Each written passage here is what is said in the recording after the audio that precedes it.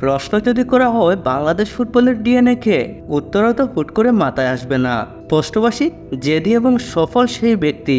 সম্ভবত এই তিনটি শব্দই বাংলাদেশের জাতীয় মহিলা ফুটবল দলের কোচ পিটার বাটলারকে সবচেয়ে ভালোভাবে বর্ণনা করে।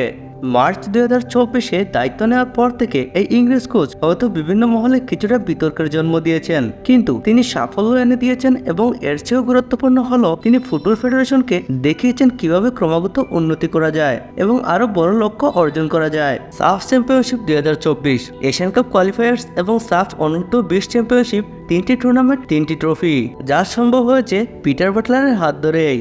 পিটার বাটলারের সফলতার মূল মন্ত্র হলো ফিটনেস এবং খাবারের উপর জোর দেওয়া। এ বিষয়ে জানতে চাইলে তিনি বলেন, আমি কখনই কঠোর খাদ্য তালিকা চাপিয়ে দিইনি। আমি যা করেছি তা হলো দায়িত্ববোধ তৈরি করেছি।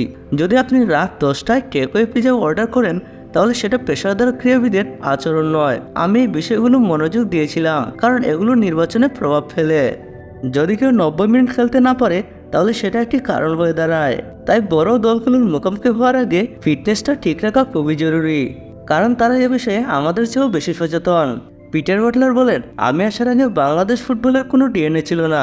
অর্থাৎ এটি অকপটে স্বীকার করতে হবে যে বাংলাদেশ ফুটবলের ডিএনএ হলো পিটার বাটলার।